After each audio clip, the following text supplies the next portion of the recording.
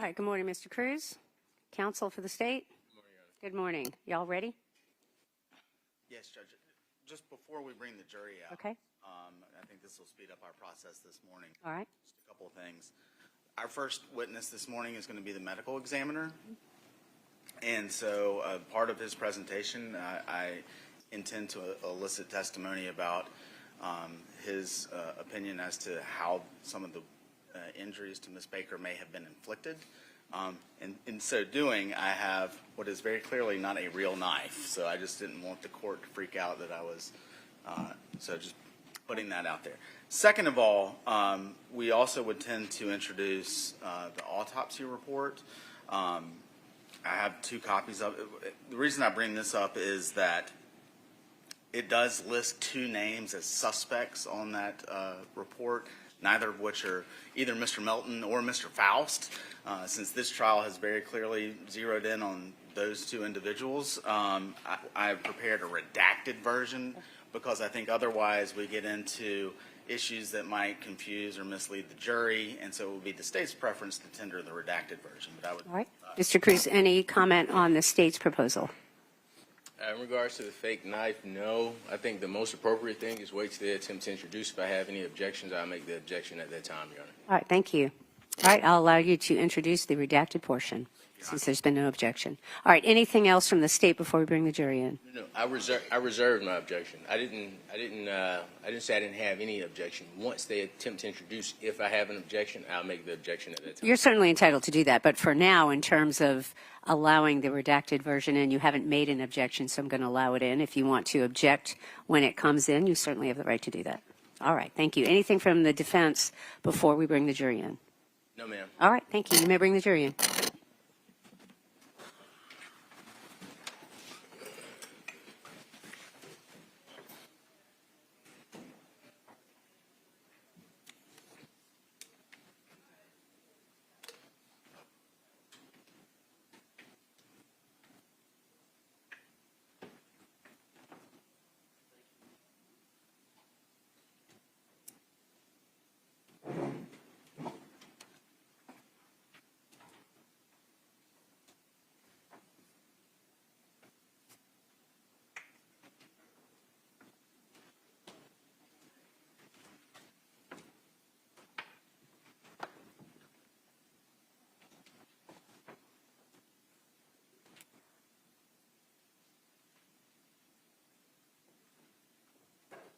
All right, thank you, everyone. You may be seated. All right, ladies and gentlemen, good morning. Thank you for being here on time. As instructed, we're ready to begin again with regard to the State of Georgia versus Edric Lamont Faust, SU 24 CR 0547. Is the state ready to proceed? We are, Your Honor. Is the defense ready to proceed? Yes, ma'am. All right, thank you. Mr. Bolden, you may call your next witness. Dr. Andrew Falzon. Could you get Andrew Falzon, please?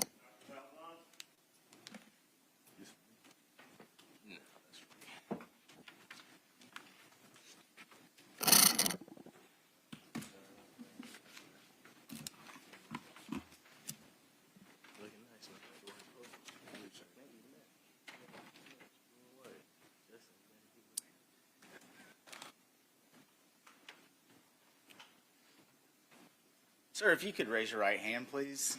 Do you swear or affirm your testimony in the matter pending before the court shall be the truth, the whole truth, and nothing but the truth, so help you God? You can have a seat.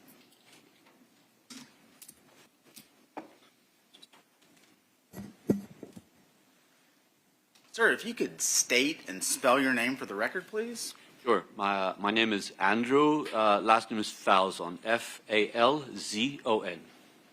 And, sir, where are you currently employed? I am currently employed as a consultant pathologist with Mater Dei Hospital in Malta, Europe. And what are your role, or what do you do as a consultant forensic pathologist there? I oversee a pathology lab, one of the satellite labs on a separate island, and I also provide forensic services to the hospital. Can you tell the jury a little bit about your prior employment before working at the hospital in Malta? So I started as a associate medical examiner with the state of Georgia, with the GBI in Decatur, Georgia. That was from 1999 to 2001. After that, I was the assistant medical examiner for Middlesex County, New Jersey. And then when my chief retired, I became the chief medical examiner for the county. And I then took over the chief state medical examiner position for the state of New Jersey. Throughout your career, has it been part of your job to conduct autopsies Sure. when requested by law enforcement or otherwise? Yes. Approximately, if you know, over the course of your career, how many autopsies have you performed? Over 3,500 postmortem examinations. Can you speak a little bit to your professional experience? I graduated as a doctor of medicine and surgery from the University of Malta. I did a rotating internship there. I then started a master's degree program at the University of Mississippi Medical Center, and I graduated with a master's degree in anatomy in '92. I then enrolled in a pathology, anatomic and clinical pathology residency program at the University of Mississippi, and following that I did a one-year fellowship in forensic pathology at the University of Alabama, Birmingham. Have you also had an occasion to teach in the area of pathology and forensic pathology? Yes, it did. Can you speak just briefly to that, sir? I usually, whichever locality I'm working at, I teach forensic pathology to various classes, usually undergrad classes. Do you serve on any boards, sir?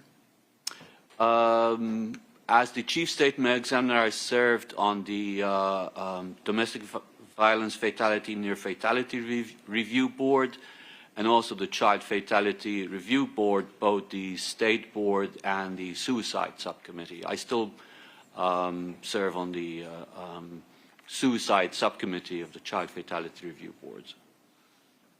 Again, briefly, do you have trainings and certifications in the area of forensic pathology? Once I completed my training in pathology, I took the American Board of Pathology certifying exams.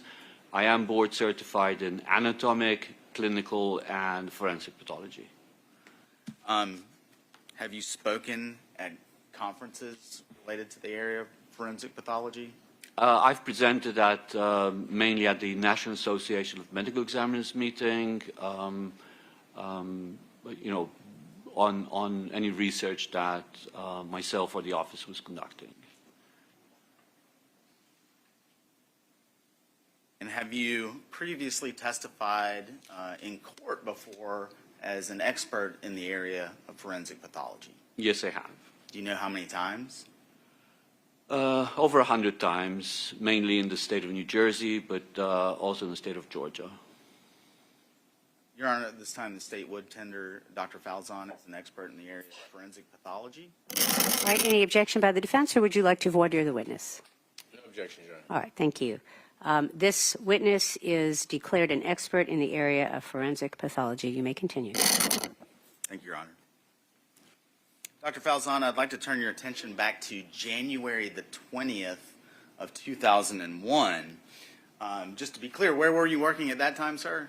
At that time, I was working with the Georgia Bureau of Investigation in Decatur, Georgia. And on that date, did you have the occasion to perform an autopsy on the body of Tara Baker? Yes, I did. Can you describe briefly the condition in which the body was received? The body was received enclosed in a black body bag, and the body, to my recollection, was that she was unclad, she didn't have any clothes on her, and it was extremely charred.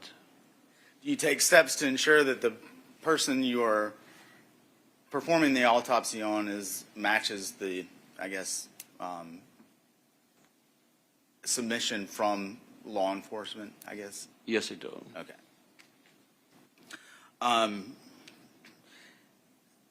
At the time, do you recall, or would you have noted receiving any historical or case information related to the request for the autopsy?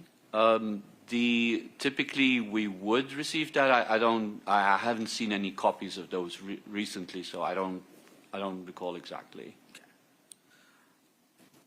Can you tell us briefly what an autopsy consists of? An autopsy is a post-mortem examination, typically performed to establish the cause and manner of death. We would start by reviewing the history surrounding the case.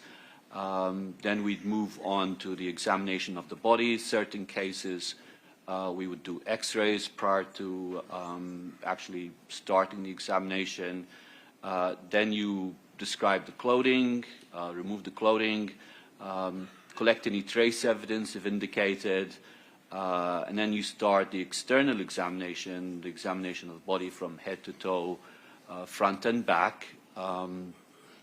Once that is documented and you look for any injuries, document those, take the necessary photographs, then you move on to an internal examination whereby we do an incision across the chest and abdomen, remove the organs of the chest and the abdomen. We'll make an incision across the top of the scalp, remove the skull cap, examine the brain, and then finally we'd examine the neck organs. During the course of the autopsy, we'll also collect specimens for toxicology and DNA as indicated. You also take photographs while the autopsy is being conducted? Correct. And is it common practice to reduce the findings of your autopsy in the form of a written report? Yes.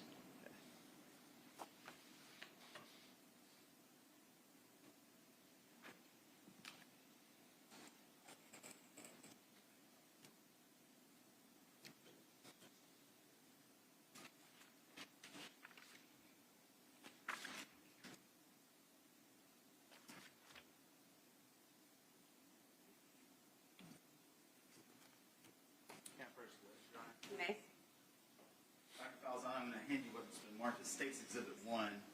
Do you recognize that, sir? Yes, I do. What is State's Exhibit 1? It is a copy of the autopsy report drafted and signed by myself. And is that the autopsy related to the case involving Tara Baker? Correct. I'd move to tender State's 1 at this time, Your Honor. Any objection, Mr. Cruz? No, ma'am. It is admitted. Dr. Falzon, I'm going to go through your report kind of sequentially as it's outlined in State's Exhibit 1.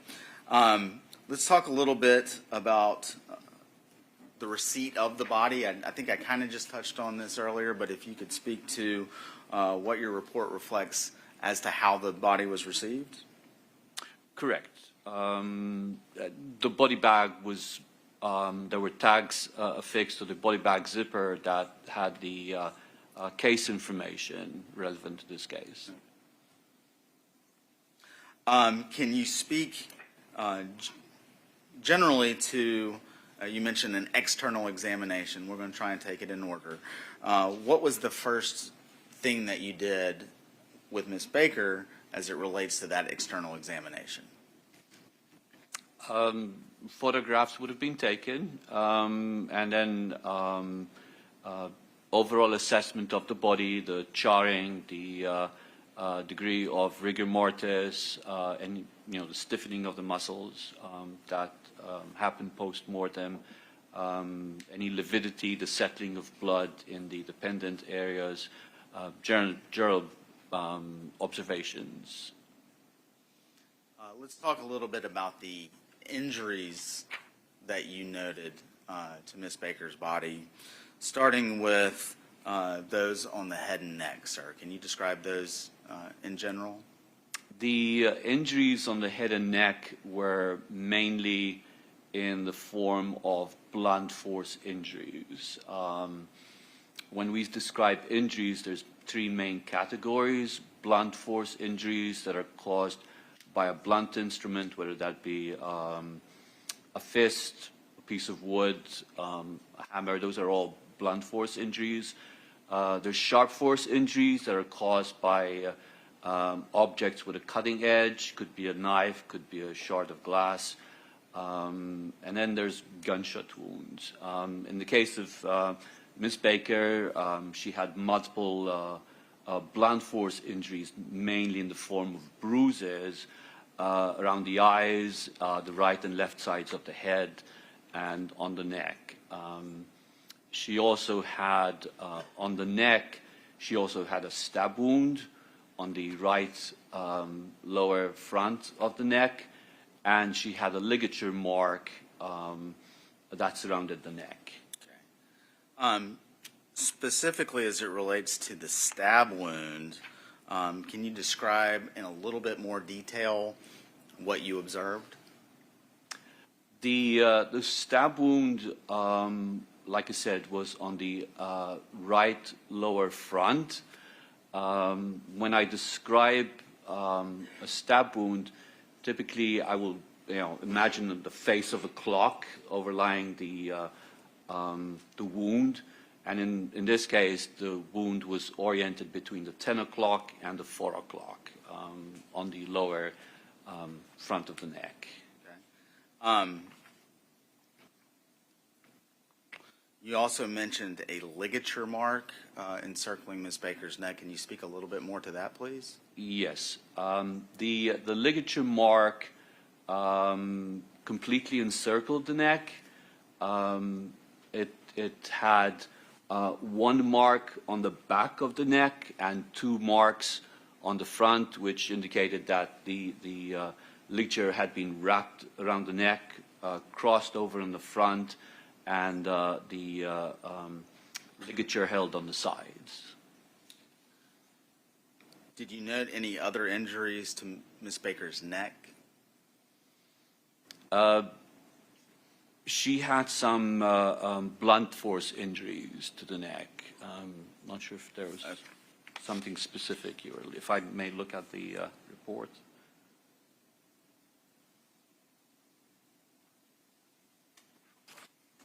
She had contusions, bruises below on the left ear, below the left ear, and behind the left ear. Moving, and we'll come back to that momentarily, Dr. Falzon. Did your external examination of Ms. Baker also include injuries to her torso? It did, yes. And again, I'm going to ask you to briefly summarize the extent of those injuries that you observed. The injuries to the torso were mainly in the genital and anal areas. Can you go into a little bit more detail about those injuries, sir? Again, they were in the form of blunt force injuries, bruising on the right side of her vulva down to the posterior aspect of the vulva, and she also had a bruise that completely encircled the anal region. And lastly, Dr. Falzon, did you note any injuries to Ms. Baker's extremities? Yes, I did. And what were those? Those were mainly in the form of sharp force injuries, injuries caused by a cutting instrument, and they were limited to the back of her hand, which could be classified as defensive type injuries, the injuries that a person would sustain trying to ward off an attack.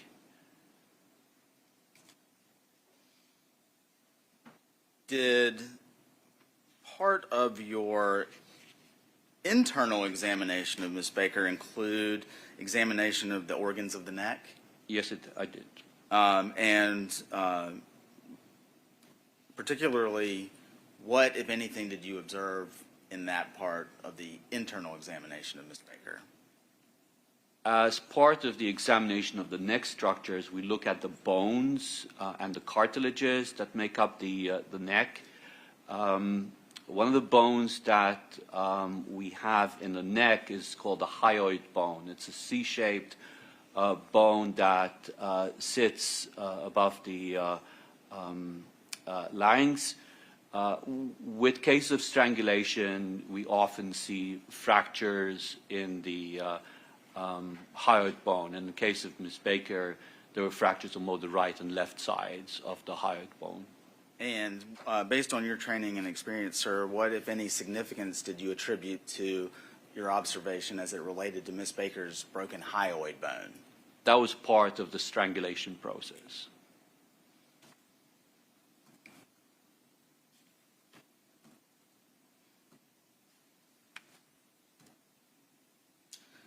Dr. Falzon, you mentioned that as part of the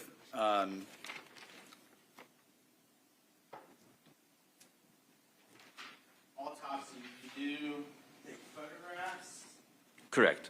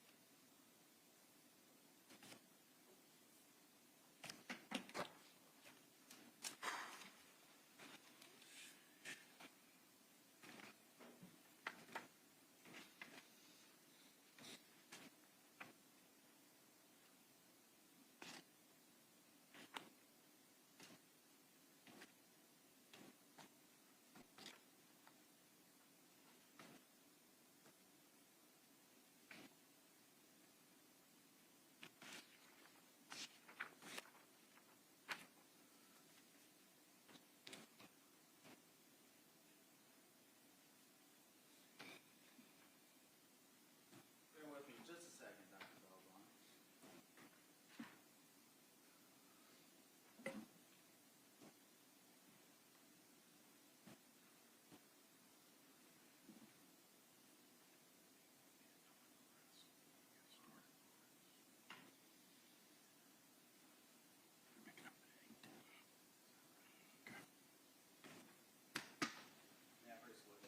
May? Dr. Falzon, I'm going to show you what's been labeled exhibits 2 through 7. We're going to finish labeling them, the rest of the photos here in just a moment. But if you could take a look at, again, states 2 through 7.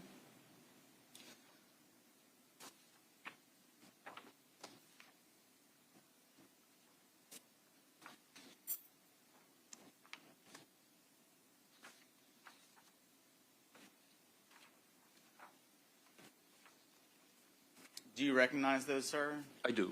Are those states exhibits 2 through 7 fair and accurate representations of the autopsy that you described of Ms. Baker back on January 20th, 2001? Yes, they are. Move to tender states 2 through 7. Any objection, Mr. Cruz? No, ma'am. They are admitted.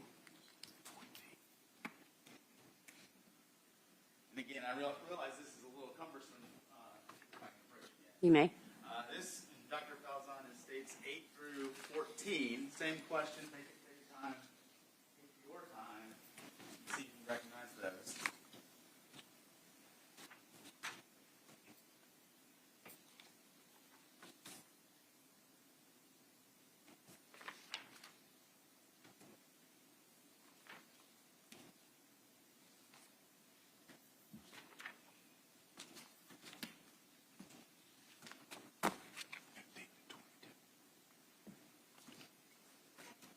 And one last group. You may. This is states 15 through 22.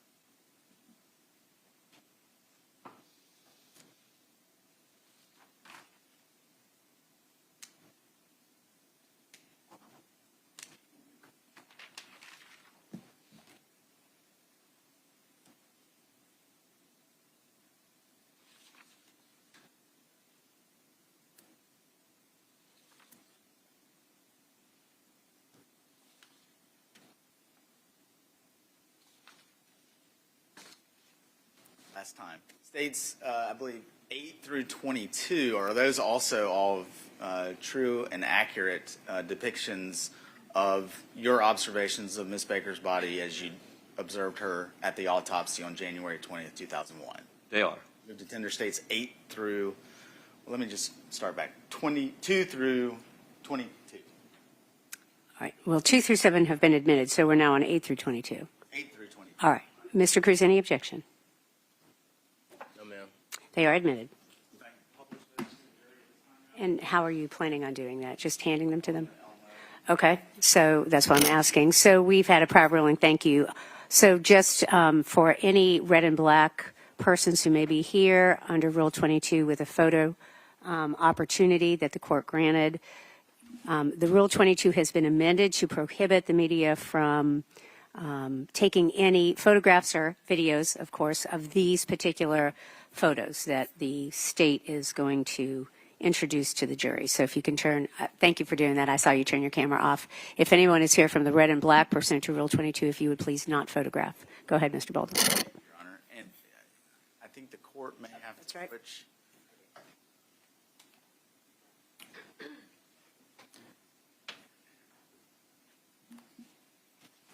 So, Dr. Falzon, you should have a monitor down there to your right.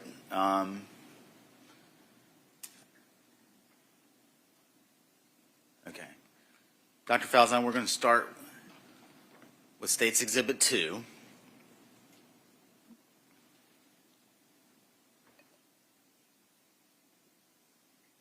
What is State's Exhibit 2, sir? It's a photograph of the body of Miss Baker as received, and it depicts the face, the torso from the chest down to the hip area, and the upper extremities. State's Exhibit 3, same question. This would depict the lower aspect of Ms. Baker from the upper chest, including the lower extremities, and you can see the charring of the body in this photograph. State's Exhibit 4. What do we see here, sir? This is a photograph of the face of Ms. Baker, showing a degree of charring and also the blunt force injuries that I alluded to prior, notably the bruising around the eyes.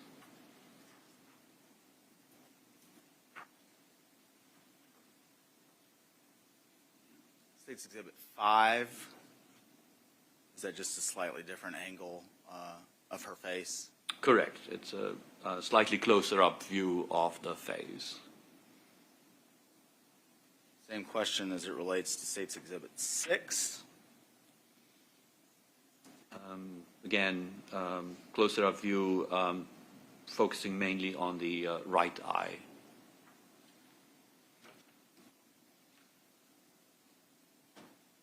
State's Exhibit 7.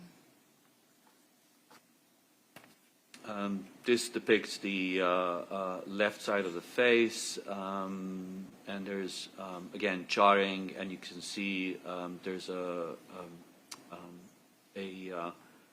braided laceration, kind of like a U-shaped, inverted U-shaped lesion on the left side of the chin.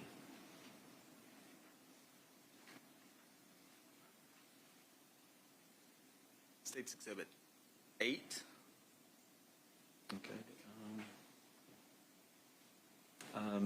This is a photograph depicting the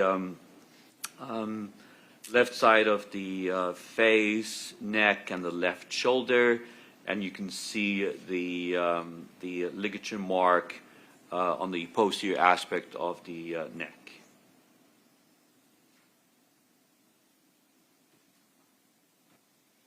State's Exhibit 9, is that just kind of a closer up photograph of what you just described?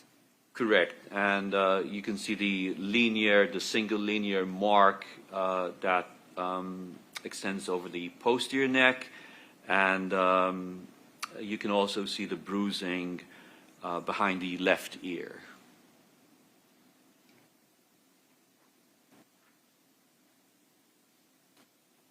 This is State's Exhibit 10.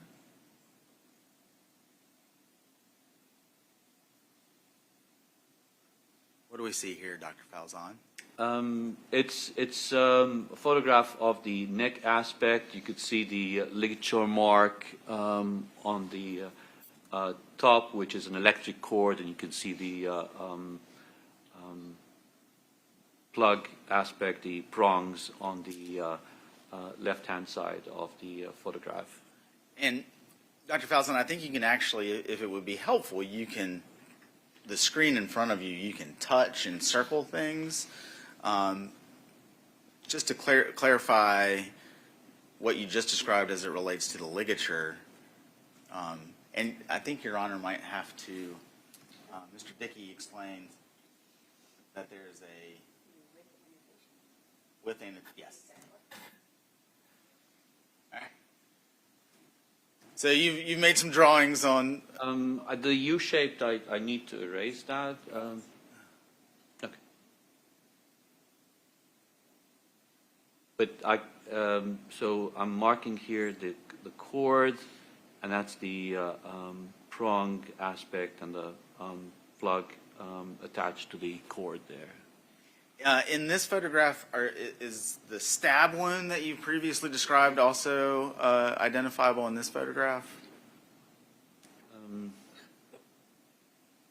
That would be... Right. Thank you, sir. State's Exhibit 11.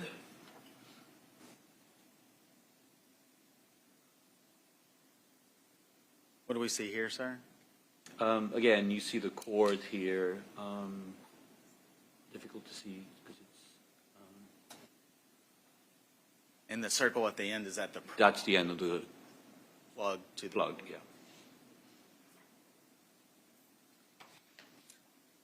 It's Exhibit 12.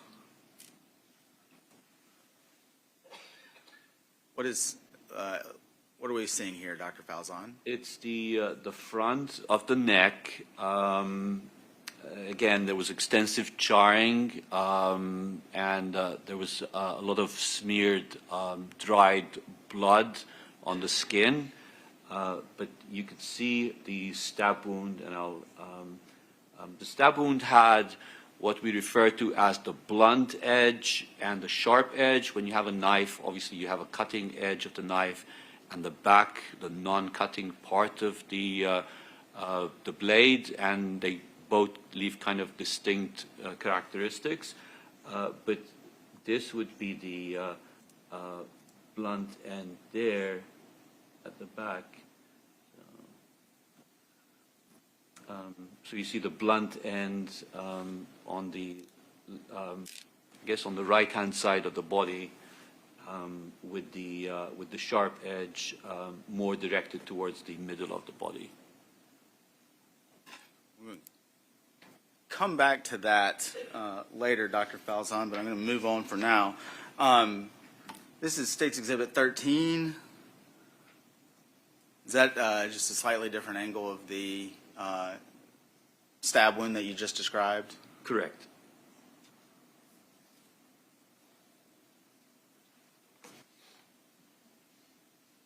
State's Exhibit 14, particularly on Ms. Baker's left shoulder, Did you reach any conclusions about that area where there's no charring, sir? If that question makes sense? Right. It looks like an area of what we'd call sparing.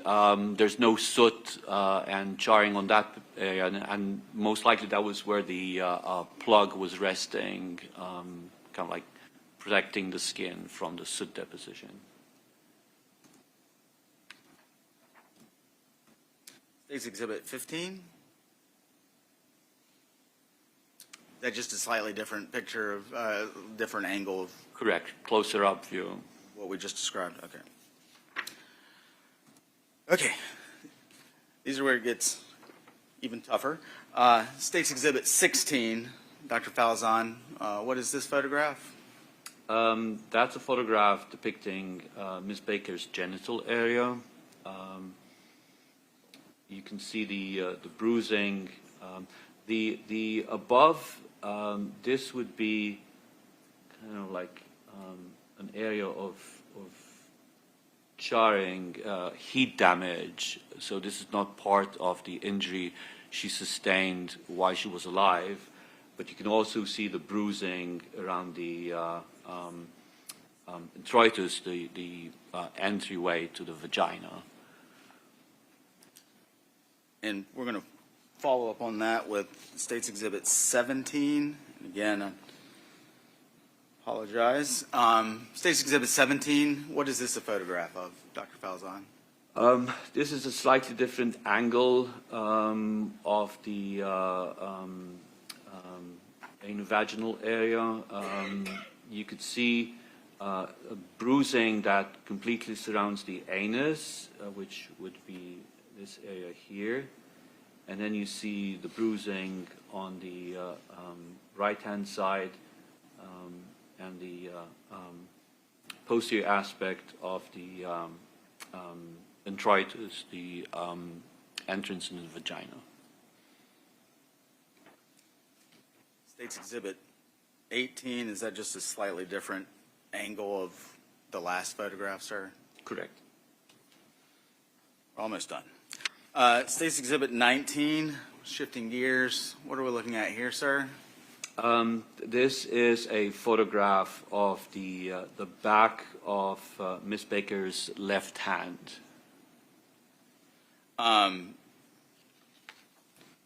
State's Exhibit 20, is that just a slightly different viewpoint of that left hand? Correct, and it's showing what we refer to as an incised wound. With sharp force injuries, you can have stab wounds where the knife is actually penetrates, the blade penetrates into the body, or you can have an incised wound where the cutting edge is dragged along the surface of the skin. This here is an incised wound that we see in that area there. State's Exhibit 21, again, are we just kind of looking at that same left hand, sir? Correct, and you can also see there's another incised wound, another cut in the web space between the fourth and fifth fingers. So that would be that area there. And then finally, State's Exhibit 22, is that just a picture of the ligature that you previously described after it had been removed from Ms. Baker's body? Correct. Dr. Falzon, I want to first talk about the injuries that you've described and the photos that we've seen in Ms. Baker's genital area. And you've described those and we've seen the photographs. Based on your training and experience coupled with your observations of that area of Ms. Baker's body, what, if any, significance can you attribute to the causation of those injuries? Those would be caused by sexual intercourse with force used. As it relates, and then I realize I'm jumping around a little bit, as it relates to your observations with regards to the ligature and Miss Baker's, the fact that her hyoid bone had been broken. And again, based on your training and experience, what, if any, significance do you attribute to the causation of those injuries? So the injuries on the neck that we saw from the cord and the fractures of the hyoid bone would be the result of strangulation, ligature strangulation. And then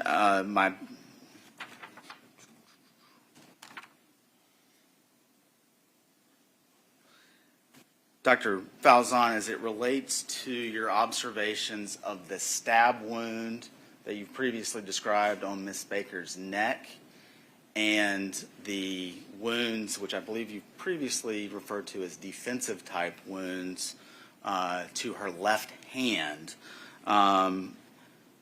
do you have, and again, based on your training and experience, do you have an opinion as to the mechanism by which those injuries may have occurred? Those would be sharp force injuries inflicted by a knife. Just to expand on the stab wound, because we described the injury on the skin, but once the internal examination is performed, there was actually injury to the internal jugular vein on the right side, which is the main vein that drains blood from the right side of the brain, which would explain the amount of hemorrhage, the blood on Miss Baker's skin. And that would have been caused by a knife. Okay. And did you, were you able to form an opinion as to how that stab wound may have been inflicted? Given the orientation, the location, and the orientation of the wound, as part of the assessment of the stab wound, I also try to ascertain the direction in which the stab wound was penetrated into the body. So in case of the stab wound that we saw on Miss Baker's right neck, the knife entered through the skin and it went from front to back, downwards and to the left. In my experience, that has often been due to somebody being stabbed with the perpetrator standing behind the victim and forcing the knife into the body cavity like that. And again, referring to your observations as to the incised wounds on Miss Baker's left hand, what, if anything, do those wounds tell you about what you just referenced? Those would indicate that Miss Baker would have been in the process of trying to protect herself from the stabbing while it was being performed. Would it be helpful to the jury to kind of demonstrate what you've just described, sir? Yes. Well, Your Honor, is it okay if I ask Dr. Falzon to step down into the welcome? That's fine.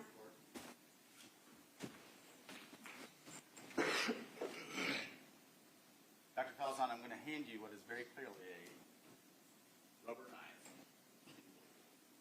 And I'm going to be Miss Baker. And so what you just described on the stand, sir, if you could kind of describe or show exactly what you just said. So the entry wound would have been somewhere here.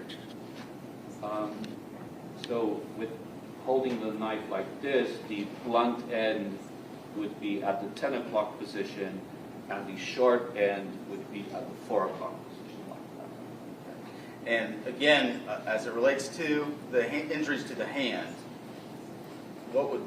how would that, in your estimation, have occurred? So if she was trying to hold on, that would explain the cut on the space between the fourth and the fifth finger. Again, the direction would be front to back, downwards and to the left. Thank you, sir. You can have a seat. Back in.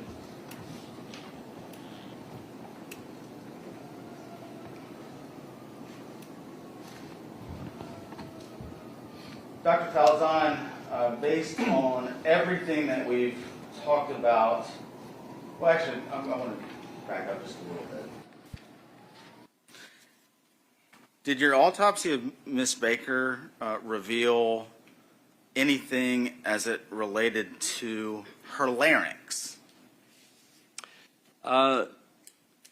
She did, yes, I did examine the larynx, the voice box where the vocal cords sit, and she did have a slight amount of soot present below the vocal cords. Did you also, as part of this autopsy, request or refer Ms. Baker's blood be tested for the presence of carboxyhemoglobin? Yes, I did. And are you familiar with the results of that report? Yes, I am. And what was that? I believe it was between 6 and 14%. I may have to jog my memory. I gave you back the report, but. Now, let's talk a little bit about carboxyhemoglobin. Okay. What is that, sir? Hemoglobin is a molecule that transports oxygen. It picks up oxygen in the lungs, takes it and deposits it in the periphery of the body, and it picks up carbon dioxide and releases that back in the lungs during respiration.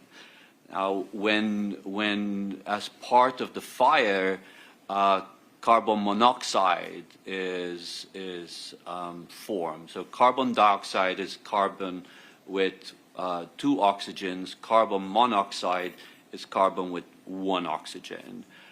Carbon monoxide tends to attach somewhat more strongly to the hemoglobin molecule, and it actually prevents hemoglobin from transporting oxygen. So when somebody is exposed to a fire, we test the blood for carboxyhemoglobin, which is essentially hemoglobin attached to a carbon monoxide molecule. And so based on your observations of soot being deposited below Ms. Baker's voice box and the results of the carboxyhemoglobin test that you just described and testified to, is that significant in any way to you, in your opinion, doctor? The level of carboxyhemoglobin was not high enough to be considered a cause of death. Typically, we expect carboxyhemoglobin to be more than 50%. People who smoke tend to have, elevated carboxyhemoglobin levels. But in the case of Ms. Baker, the presence of the soot below the vocal cords and the slightly elevated carboxyhemoglobin level would indicate that she was still alive when the fire was set. Thank you, Dr. Falzon.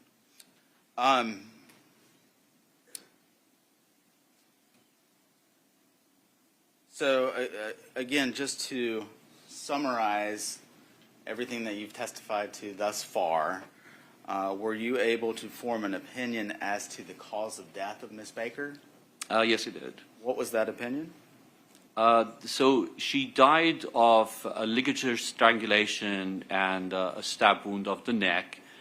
I also described the bruising on the head, the blunt force trauma of the head. As part of the internal examination, I did examine the brain, and there was some subarachnoid hemorrhage on the surface of the brain. So the other contributory factor would be blunt force trauma of the head. Did you rule the manner of death, Ms. Baker's death, a homicide? Yes, it did. Overruled. Dr. Falzon, you mentioned that part of a autopsy may include taking an X-ray or radiograph if there is evidence of a stab wound. Did I understand that correctly? Correct. Why do you do that? When somebody is stabbed, the Yes, sir. Relevance. It's undisputed that Ms. Baker was stabbed. All right, Mr. Bolden, do you care to respond to the objection? Trying to allow Dr. Falzon to testify to everything that was done as part of Ms. Baker's autopsy. I'm going to overrule the objection. You may continue. That's for the same courtesy during our examination, Your Honor. I'm sorry, Mr. Cruz. What do you mean by that? We just asked for the same courtesy that the honorable state has received. When there is an objection made, I will rule on it. Mr. Bolden, you may continue. Thank you, Your Honor. Do you also obtain a sample of Ms. Baker's blood? yes, I do. What is the purpose of that? That would be performed to collect the specimens to submit for testing for toxicology. And is a blood spot filter card also submitted? Yes. And All right. I'm going to sustain that objection, Mr. Bolden, if you'll rephrase. okay, I will rephrase it, Your Honor. What other physical evidence is, I guess, obtained or submitted as part of an autopsy?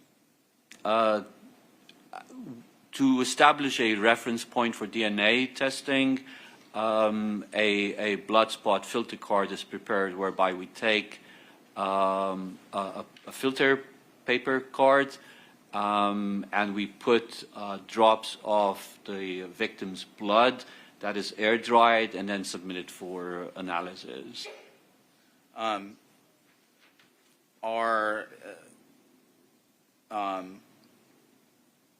Was a sexual assault kit obtained in this case? Yes, it was. Can you explain briefly what we mean by sexual assault kit? A sexual assault kit has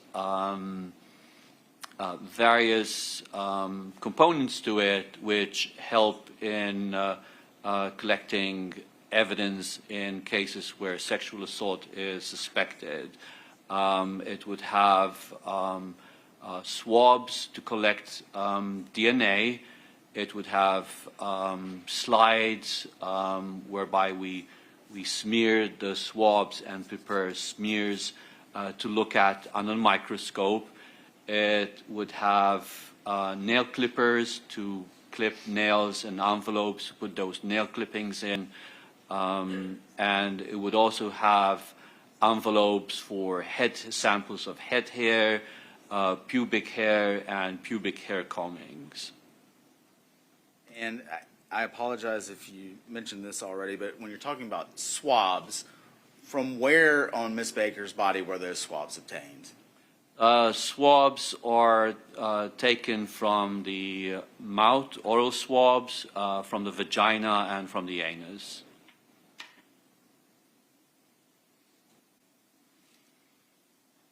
And again, I apologize if I just misheard. You mentioned smears as well. How are those smears created? The smears are created from the swabs. So we put a Q-tip with a cotton tipped end, and that would be inserted in the cavity, the oral cavity, the vagina, the anus. Once fluid is absorbed onto the cotton tip, while it is still wet, we would take the glass slide and smear the tip of the Q-tip on that slide to prepare the smear.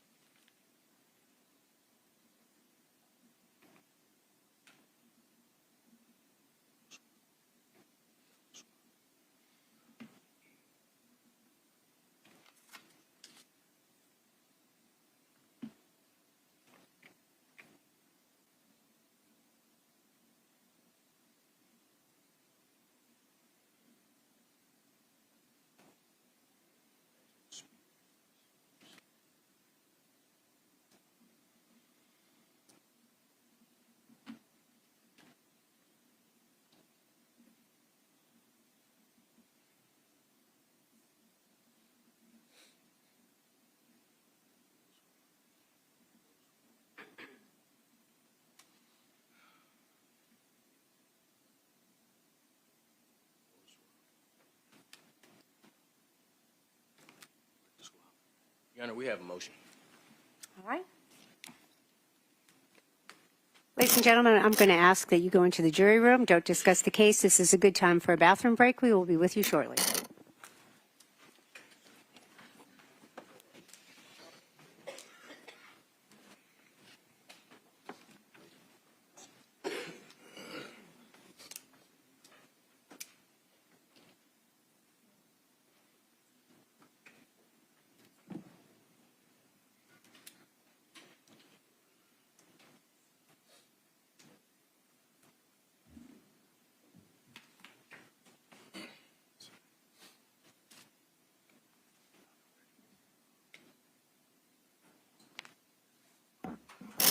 Y'all may be seated. Thank you.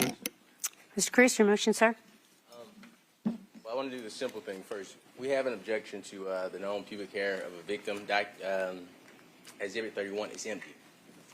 So that's empty. Your objection is to Exhibit 31. Correct. But I do Okay. have a motion.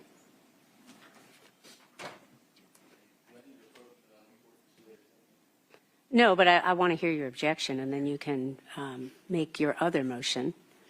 Go ahead. I believe the purpose of showing this to Dr. Falzon is for the purposes of identifying the items that he collected ever here tonight.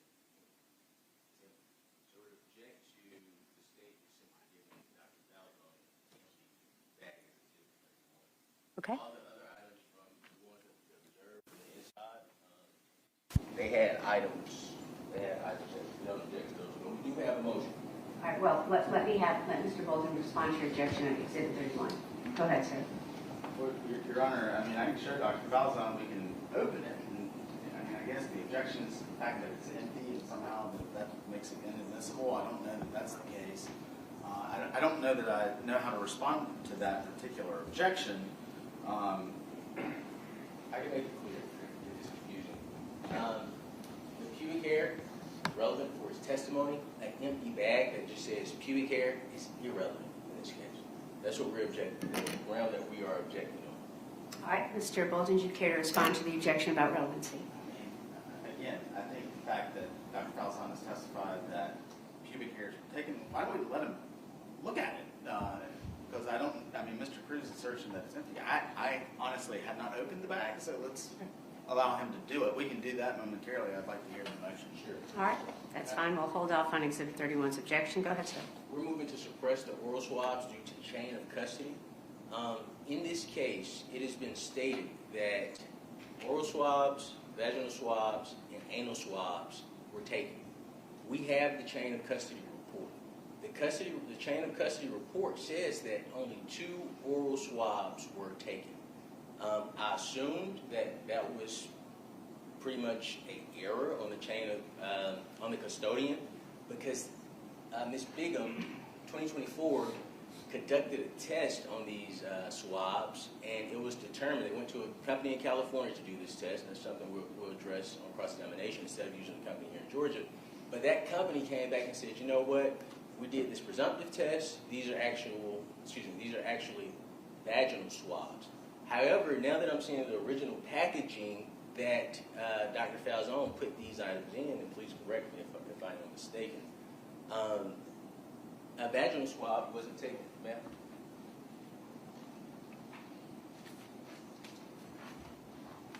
Where's the brown boxes?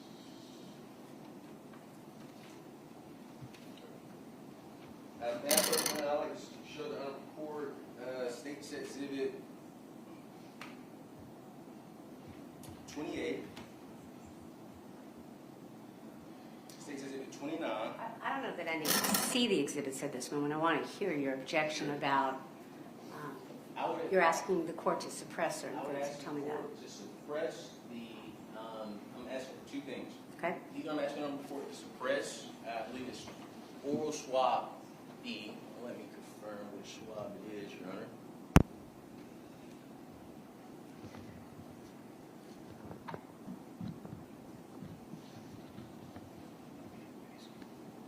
Court's indulgence.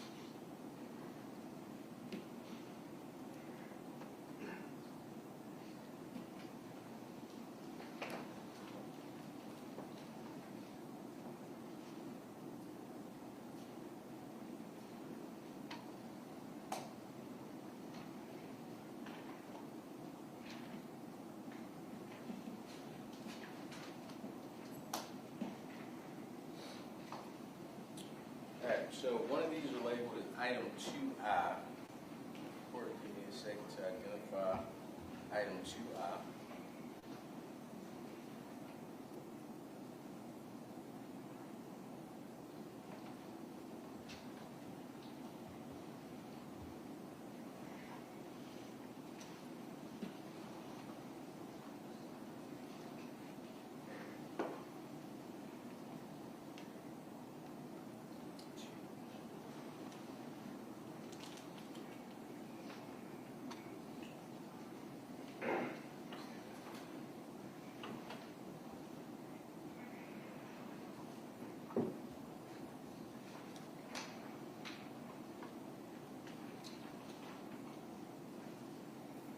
So for purposes of the record, oral swabbing B is labeled as item 2I, as in igloo. Oral swabbing A is labeled as item 2J, as in joy. So, Your Honor, on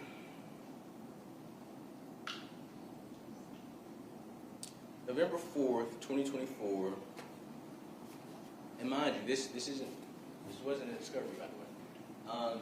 But on November 4th, 2024, Pure Gold Forensics. Okay, hang on just a minute, Mr. Cruz. Let me ask you this question. Are you making a motion to suppress? I am. Okay. But this is based on knowledge I just learned just now going over these exhibits.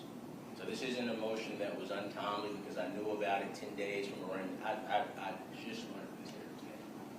All right, let me stop you right there just for a moment. Is there any response to the motion to suppress as opposed to a motion in limine or an objection based on something else? Go ahead. Yes, I would object to this being characterized as a motion to suppress. Mr. Cruz, we've had hearings going back for months. We've discussed making any physical evidence available to him to inspect, and we would have done so at any time. He never asked. He asked in court, but never followed up with that. This evidence we would have gladly shared with Mr. Cruz at any point had he actually asked, which he did not. I don't think what he's asking for this morning, well, again, I don't know a motion to suppress at this point. I don't know what legal grounds he's asking that it be suppressed. He mentioned chain of custody. I think that argument is more of a weight versus admissibility issue. It's very hard to respond when I don't understand exactly what is being asked of the court. All right, thank you. Mr. Cruz, let me ask you this question. With regard to this motion you're making now, is it, as you stated earlier, about the issue of the chain of custody? Correct. All right. I'm making a ruling right now that that is not a motion to suppress issue. You are entitled to cross-examine this witness or any witnesses with regard to the chain of custody, and I'm not going to allow it. Judge. If you have an objection to something else about the admission of this evidence, I will hear it. Judge, motion to suppress, motion in limine, the phrasing is irrelevant. No, it is not, Mr. Cruz. Well, forgive me, Your Honor. The state, when the chain of custody issue is raised, the state has the burden to show that that this evidence is the same evidence that was collected and that it wasn't tampered with. The issue we have is that both of these items from Dr. Falzon, I don't know Dr. Falzon, both of these items were collected by him and labeled by him. There's going to be testimony in this trial 24 years later that, actually, one of these is a vaginal swab. Dr. Falzon, as you've heard from his testimony, is very careful. He's very diligent. It sounds like he takes his time and does his work the right way. So we're moving for the state to either show a chain of custody for these items, meet their burden to show a chain of custody for these items, and that they were not tampered with, or we ask the Honorable Court to exclude any mention that oral swabbing B is a vaginal swab, because from what I'm seeing for the first time today in court, it is not. Your Honor. All right, Mr. Cruz, I'm going to overrule your objection, and I'm going to deny your motion, and I'm going to make the statement that the complaint that you're making in the form of an objection and the request to make a motion is certainly appropriately addressed by cross-examination. You have every right to cross-examine any witness with regard to chain of custody, with regard to the issues of tampering, anything that is relevant to the evidence that's being offered. You have every right to cross-examine with regard to those issues. And so that's the reason I'm denying your objection. And if there are any other objections to the admission of that evidence, I want to hear it now. I want to address one more thing before we bring the jury back. Any other objections to the admission of that?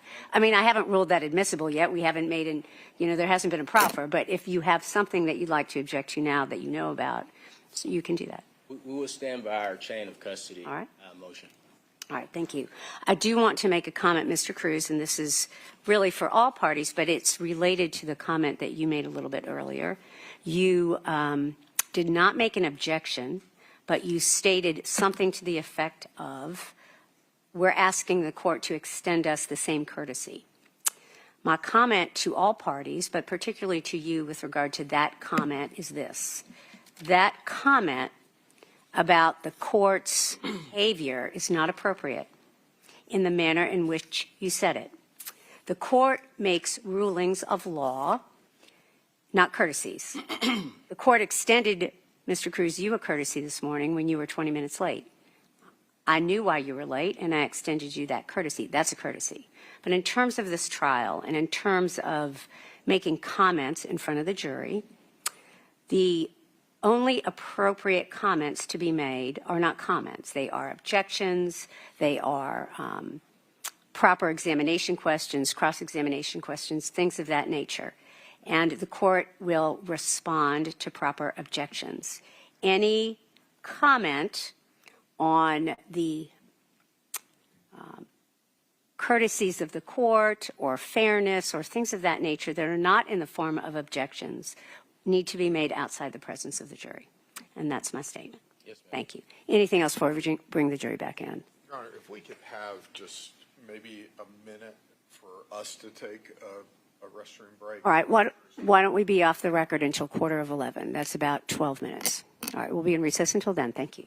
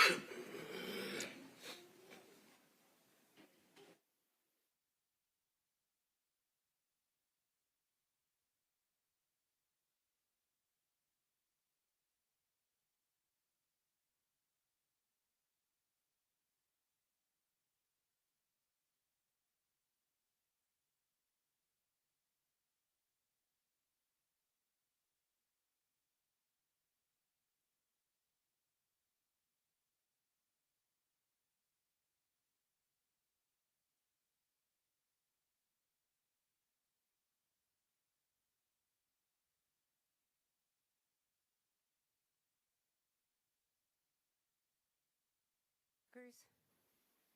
All right. Thank you. You may bring the jury in.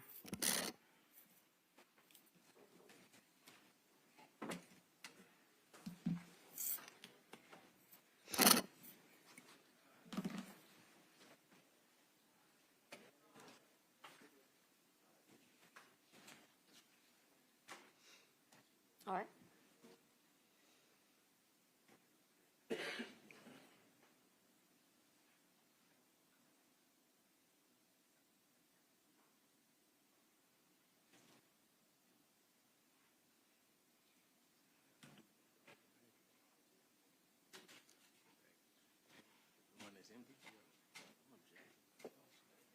Judge, did you issue a ruling on our objection to the empty pubic hair package, or no? Hang on one second. I thought that I had said it. I was overruling your objection. Maybe I didn't make that clear. I'm sorry, Mr. Cruz. I'm overruling the objection. All right. If you have any other objections to the introduction of evidence, you may make them. I haven't ruled them admissible at this point. The state hasn't proffered them in that way. So if you have any other objections, you certainly can offer them. Yes, ma'am, but on that ground... Yes, sir. Yes, sir. All right. Thank you. You may bring the jury.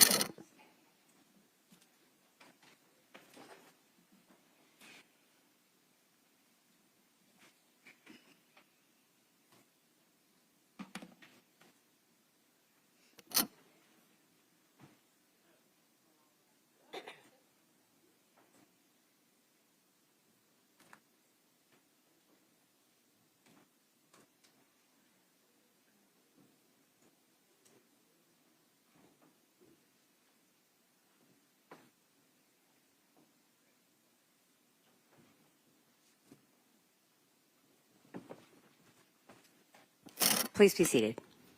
Mr. Bolden? Thank you, Your Honor. Excuse me, Dr. Falzon. I think we were talking about the collection of the sexual assault kit. Is that right? Correct. Okay. I am going to, if I may approach the witness, Your Honor. I think, Dr. Falzon, this is State's Exhibits 23 through 33. That's all right.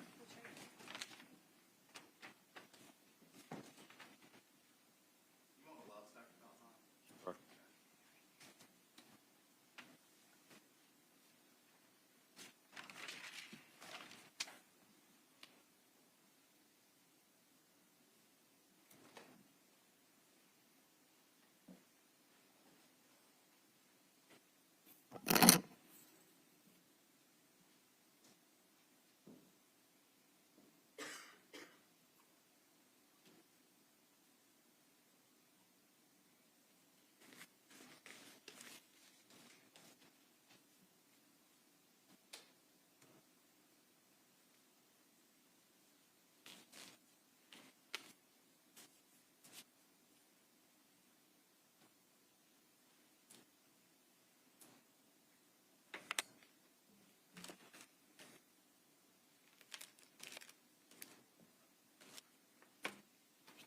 Dr. Falzon, let's start with State's Exhibit 23.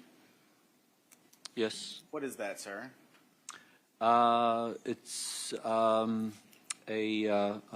clear plastic box with a label marked with the case information, and it's marked fingernails left hand.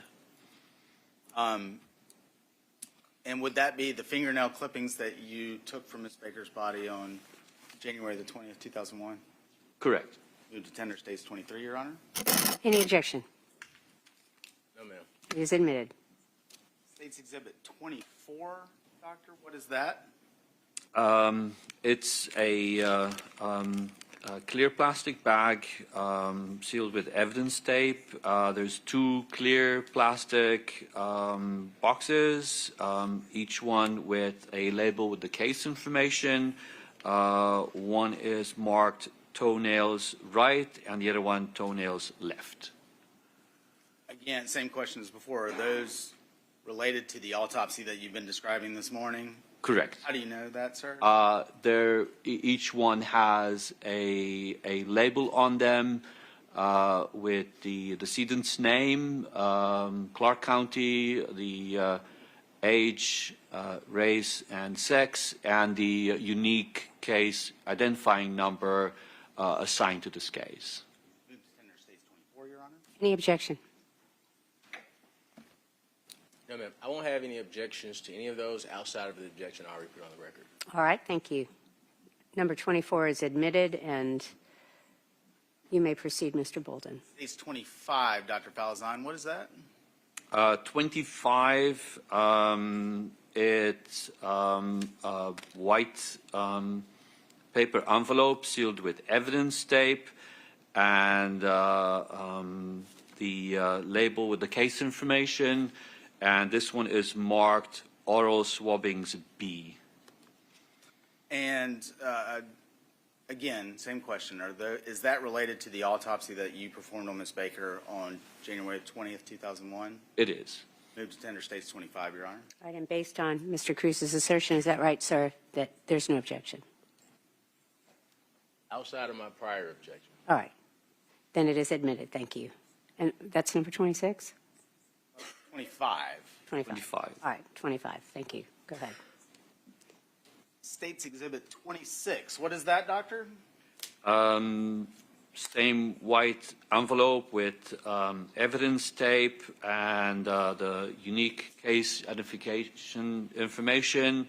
And this one is marked oral swabbings A.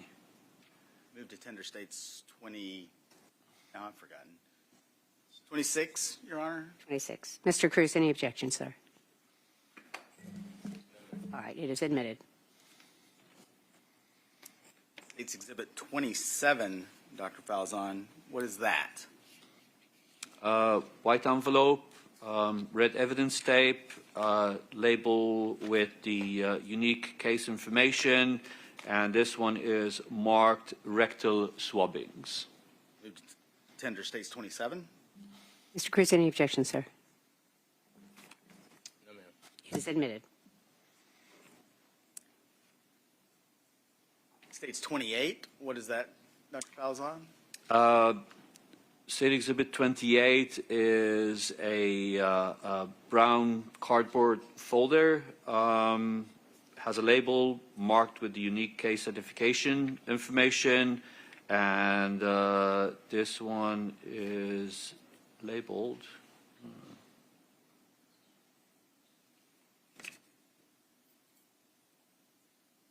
Anorectal swab.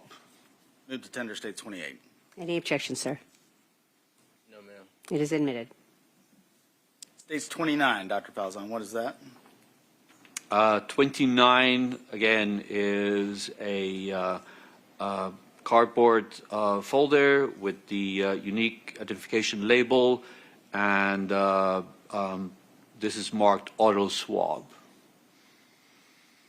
Move to tender States 29. Any objection, Mr. Cruz? No, ma'am. It is admitted. That was 29, yes. 29, is that right, Dr. Yeah, Falzon? yeah. Okay, good. States 30, what is that? 30 is a white cardboard box, again, marked with the label with the unique case information.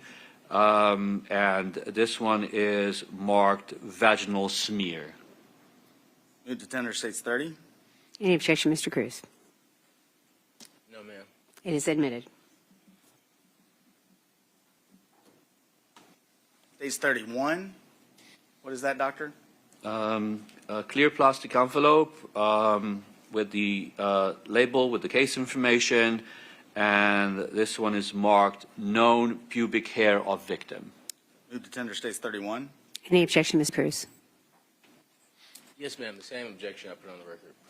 All right, and thank you. Any further comment by the state? All right, I'm going to overrule your objection. Your objection is noted. It is admitted over objection.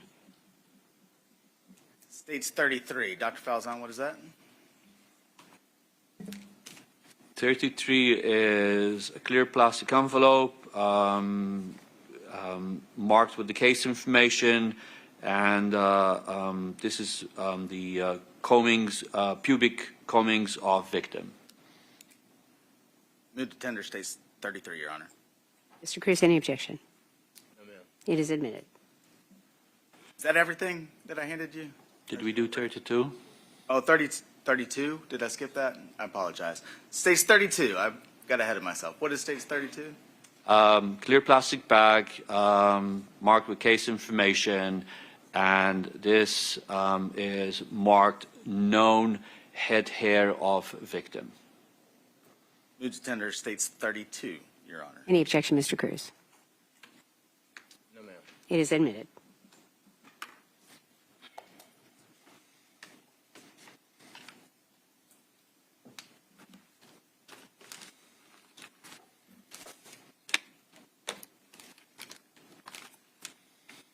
Thank you, sir.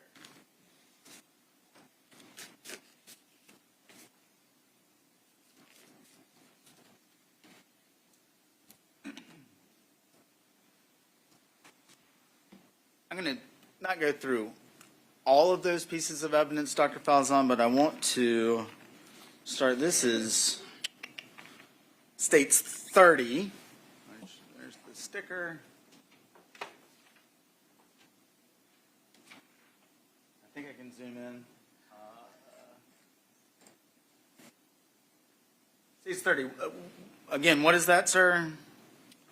This is a cardboard folder and marked with the case information, and this would contain the glass slides with the smears of the vaginal, taken by the vaginal swab.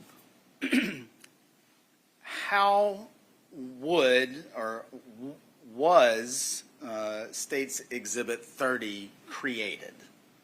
The first we do the swab. So like I mentioned, you have the Q-tip swab that we insert into the orifice, in this case the vagina, to collect the fluids on the swab.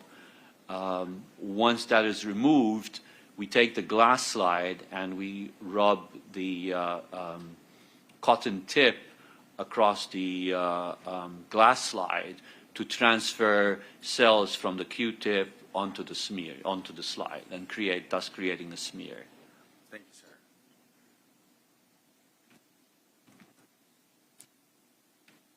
Then this is state 28. Again, I'm just going to show you the back. That has the sticker, then I'm going to flip it over. What is stage 28? That again would be the anorectal swab. Actually, this would be a glass slide, so that would be the smear. And would that have been created in the same manner that you just described for the vaginal smears? Correct. So the swab would be inserted into the anorectal orifice, collect the fluid from that area, and then transfer it onto the smear, onto the glass slides. Same question for stage 29. I'm just showing the sticker there. What is stage 29, just to be clear? That would be the oral swab. Again, this would be the smear made from the oral swab. So let's talk a little bit about the swabs. I'm going to start with stage 25, which has been admitted into evidence. Stage 25, what is that? It's marked oral swabbings B. Okay. And then just for clarification, stage 26, what are we looking at there? This is marked oral swabbings A. Dr. Falzon, I realize it's been a long time since this. Let me ask the question this way. Would you have collected two different sets of oral swabs back in 2001? No. What, if anything, can you attribute to the fact that two of those are labeled oral swabs and there is not one labeled vaginal swabs? The swabs are collected during the course of the autopsy. As indicated in the report, I collected oral, anal, and vaginal swabs. Once the swabs are collected, as soon as they are removed, we take the swab tip and create the smear. So the swab is prepared, the smear is prepared, the smear is packaged. Because the swab is moist, if it is packaged right away, because of the moisture, mold grows on the tips of the cotton tips of the swabs. So the swabs have to be air dried prior to packaging. Every autopsy, the doctor has an assistant to help with the case. So the swabs would be placed in a small cabinet marked with the name, and it would be marked oral, anal, and vaginal. And the technician would package those swabs once they have air dried and packaged and labeled those. Was that common policy and procedure at the crime lab back in 2001? It was. Bear with me, Dr. Falzon. I did want to go back and ask a few more questions about the fact that Ms. Baker had a broken hyoid bone, and you've described what that bone is. Can you talk just a little bit more about the hyoid bone in general, in a young person like Ms. Baker? The hyoid bone, like I said, is a C-shaped bone that sits just above the voice box. Initially, the bone is a little bit pliable. Young people have softer bones. As we grow older,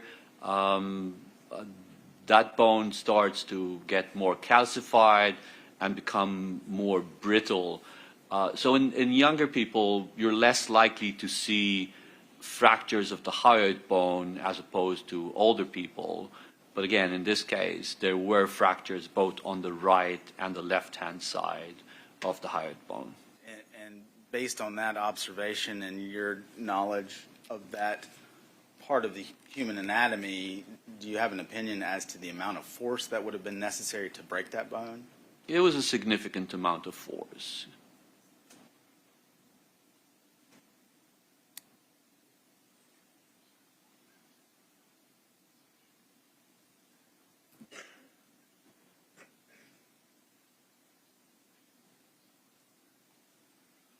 And to follow up on that a little bit more, Dr. Falzon, you've described the ligature previously and the ligature marks on Ms. Baker. Now, with the hyoid bone as well, do you have an opinion as to, and again, taking into account all of your observations from Ms. Baker's autopsy, do you have an opinion as to the manner in which that strangulation with the ligature occurred? Like I said earlier, the ligature encircled the entire neck, so it passed from behind, looped in the front, and then the ends of the ligature held on each side. And anything about the existence of those defensive wounds on Ms. Baker's left hand that we previously described, is that significant in any way as to your findings related to the ligature? I wouldn't say to the ligature. It's more in relationship to the stabbing. wound. I understand. Dr. Falzon, those are all the questions I have for now. Mr. Cruz will have some questions, sir. Mr. Cruz, cross-examination. Thank you, Your Honor.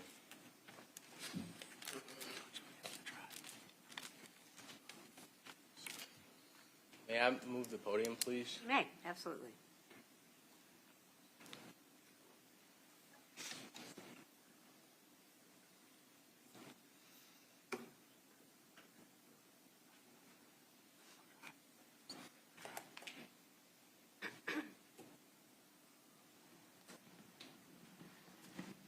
Thank you.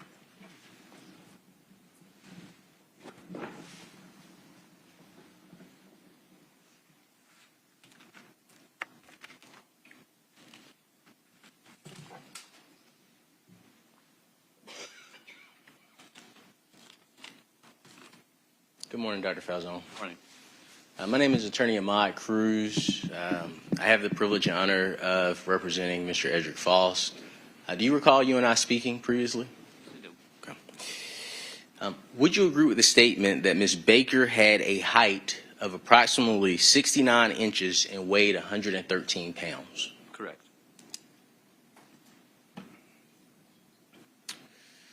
Is it fair to state that Ms. Baker's earlobes were each pierced with a stud-type earring with a clear stone in each earlobe? Correct. Is it fair to say that Ms. Baker had blunt force trauma to the head? Correct. And you previously admitted that you took photographs of Ms. Baker's condition. Is that fair? Correct. Okay. I'd like to show you what would be marked as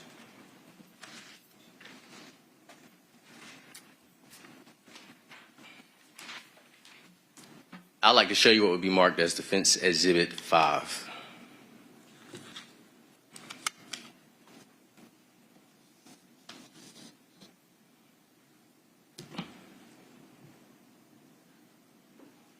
May I approach? Your Honor, I would ask that Mr. Cruz show me the exhibit before he... That's correct.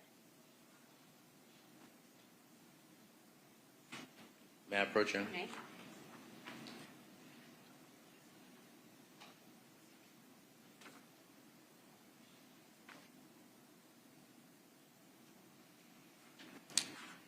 Is that photograph a fair and accurate depiction of Ms. Baker as you saw her? Yes, it is. Okay. Does that photograph, does that photograph appear to be altered in any way? Not to my recollection. I can't say that I think it's an alter, no. That is fair. Are those injuries consistent with the injuries that you witnessed on Ms. Baker? They are. Okay. Your Honor, I would move to admit Defense Exhibit 5 into evidence. Any objection? No, Your Honor. It is admitted. May I approach Dr. Falzon?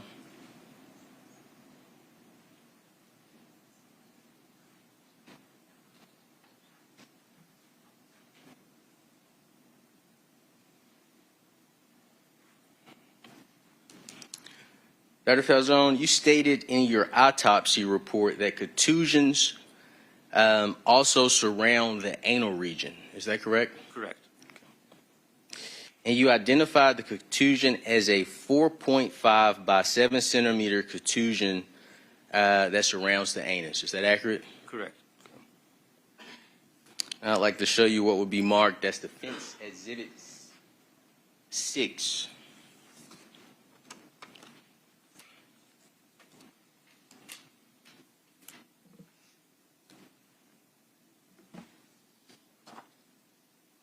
Let the record reflect that I am showing the state what has been marked as Defense Exhibit 6.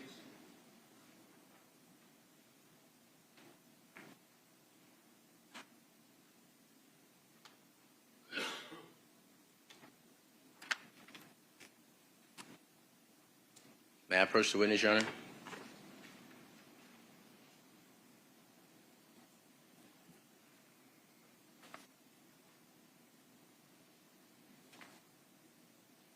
Let the record reflect that I've provided Dr. Falzon with Defense Exhibit 6. Dr. Falzon, do you recognize those photographs? Yes, you do. Okay. Is it fair to describe that there are 2 photographs of Ms. Baker's anus and 1 photograph of Ms. Baker's upper body, chest to head? Correct.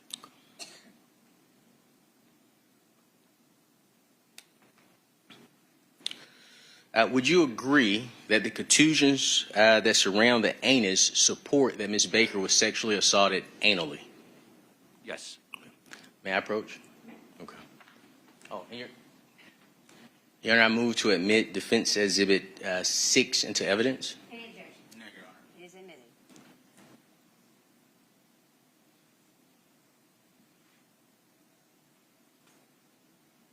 And I would like to publish Exhibit 6 to the jury. And just to make sure we're clear, these are photos of her anus and her upper body. Is that right? Correct.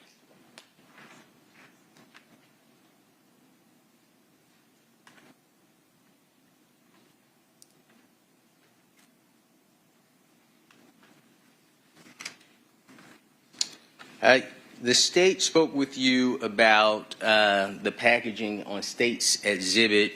May I see those exhibits? Are those exhibits of interest?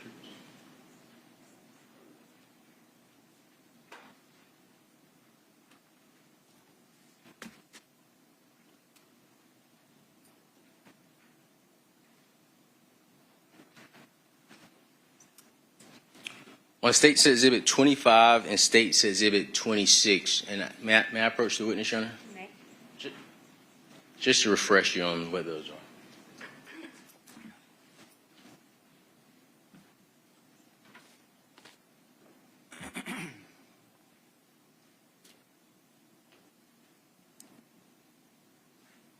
And you recognize these from direct examination, correct? Correct.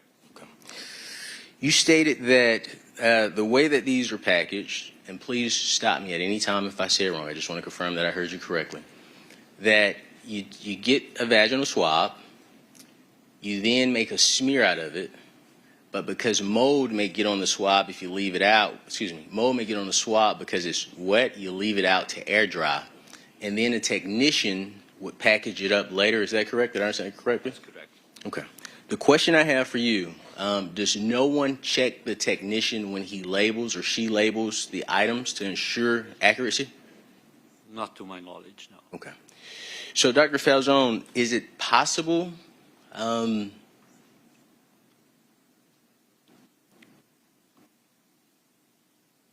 ask you this way. If no one checks, how do we ensure what's in either package? It should have O, A, and V in front of each and every swab, the respective swab. If it's checked. Obviously, it wasn't done correctly in this case. Correct.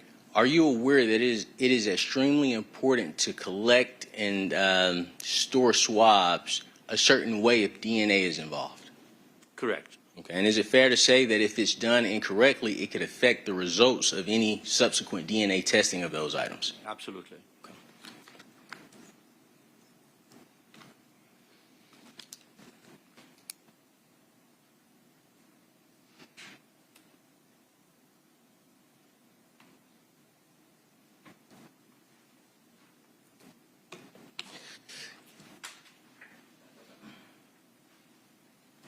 In regards to the way that the swabbing takes place, for oral swabs, if you remember, did you do swabbing of the lips, the cheeks together, or is that something you would do individually?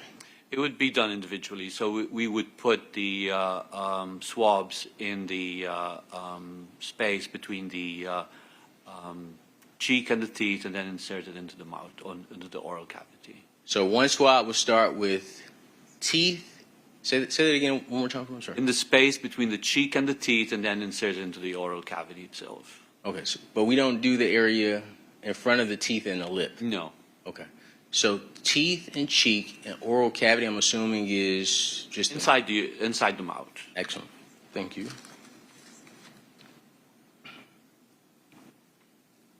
In regards to the stabbing, I believe the state. Can I use your knife?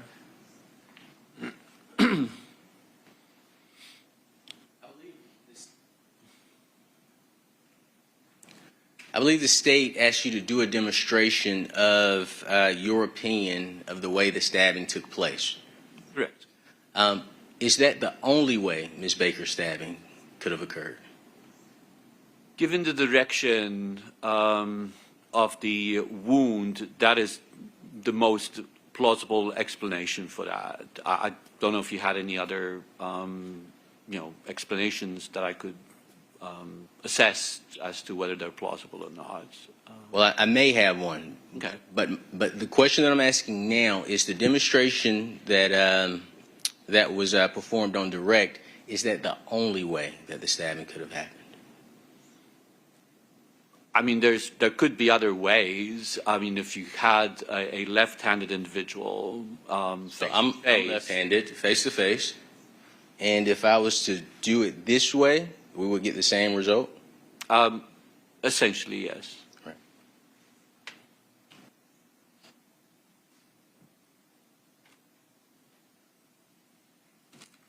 Court's indulgence, Your Honor.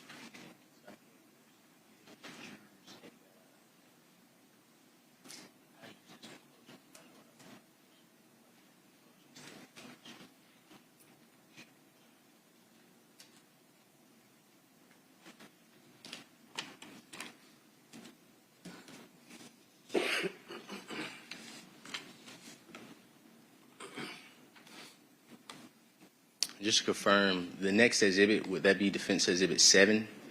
Yes, sir. Okay, thank you. Dr. Falzon, I'd like to show you Defense Exhibit 7 and Defense Exhibit 8.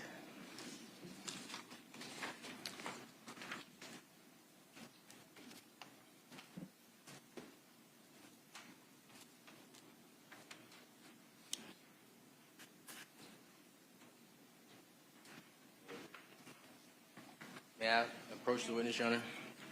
Let the record reflect that I'm showing Dr.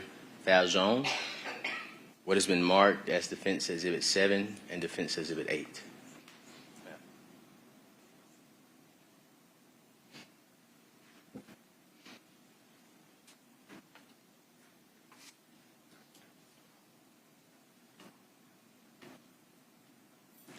Dr. Falzon, do you recognize Defense Exhibit 7 and Defense Exhibit 8 as additional photographs of Ms. Baker's anus? Yes.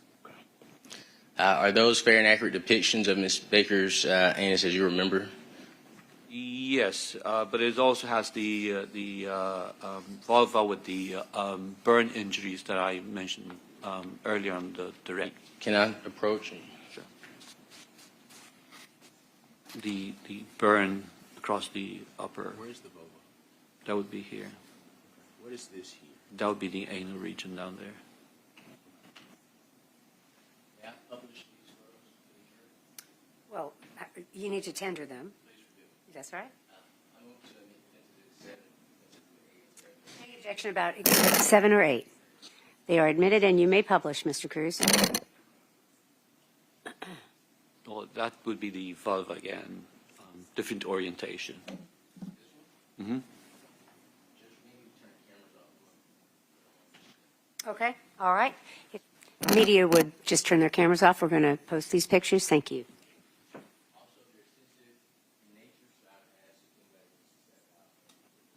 We're going to continue on as scheduled.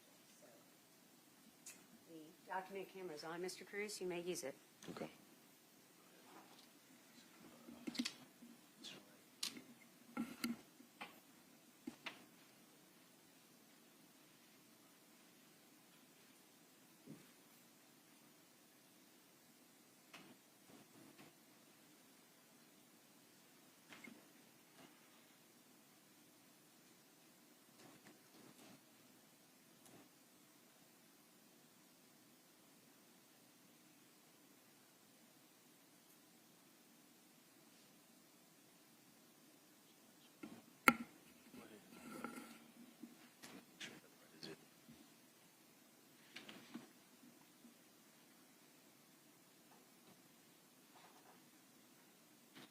This is going to be Defense Exhibit 7.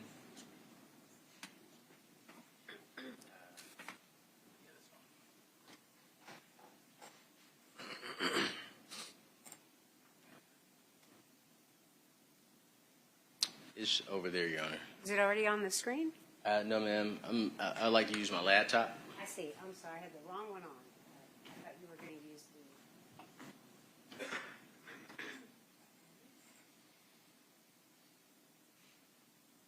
I thought you were using that machine. Hang on just a minute. Now it's-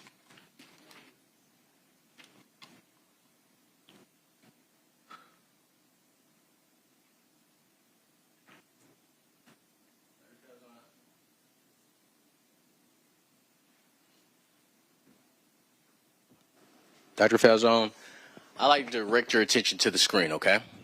I believe when you were on direct examination with the state, and can you look over here, Doctor, just so I can point to it for you? You just bring the resolution down. Just make it just a tad bit smaller. A little bit bigger. A little bit bigger. A little bit more. All right, about right there. You mentioned that this area was her vagina. Is that right? Correct. Her introitus, yeah, the vulva. Okay. And you said this area here is her. Anus. And this would be above her pubic area where the purple area is. That's a post-mortem burn artifact. Okay. So the question I have for you, and I may need to use another exhibit if you don't see it, is it possible that she would have pubic hair around her anus but no hair around her vagina? Okay. I have no other questions for this witness, Your Honor.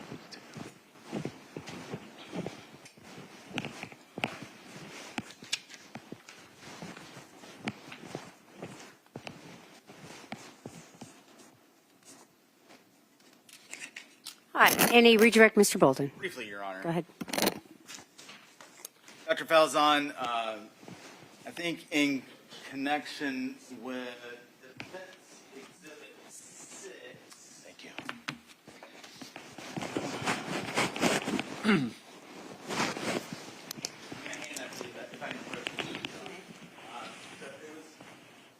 When you were asked questions about Defense Exhibit 6, I believe you were asked a question as something to the effect of, with the injuries to Ms. Baker's anus being consistent with sexual assault. Correct. You recall that question? And just to be clear, would that also apply to the injuries that you observed to her vagina? Could you repeat the question? Yes. Would the injuries that you observed to her vagina also be consistent with sexual assault? Correct. And as it relates to either of those, does a sexual assault necessarily indicate that there's going to be the presence of any physical evidence recovered on that sexual assault kit? Not necessarily. What could be some reasons why that might be, sir? I mean, one would expect to find DNA related to semen, but there may not be semen present there. I mean, the individual may not have ejaculated, a condom may have been used, a foreign object may have been used, so there's multiple explanations as to why DNA may not be recovered. And are you familiar with the idea of, or the, I guess the phenomenon of drainage, sir? Fluids travel by gravity. Okay. So, yeah. That's all I was asking. Thank you. And then also on cross-examination, you were asked if the labeling of the items, the question that I heard was that the labeling affects the results of the DNA testing. My question to you, sir, is could the fact, let me think of the best way to ask this. Does the labeling itself, what is marked on a certain exhibit, have anything to do with the results of any testing of what is inside? It would impact the interpretation of it. Thank you, sir. That's all I have. Any requests, Mr. Cruz? Yes, ma'am. Just Go ahead. one thing with Defense Exhibit 6. May I publish Defense Exhibit 6 to the jury, Your Honor? Yes. How did you want to do that? On your computer? No, I was just going to hand them. That's fine. May I approach you, Dr. Falzon? Thank you. And for the record, Your Honor, Defense Exhibit 6 was identified as Ms. Baker's anus and the upper area of her body.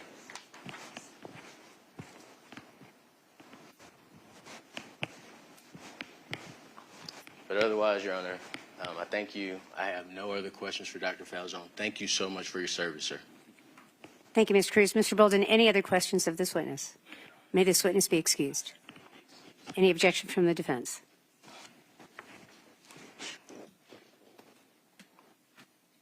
No objection, Your Honor. You are free to go, sir. You may call your next witness. State calls Katie Lonstein. Would you get Katie Longstein?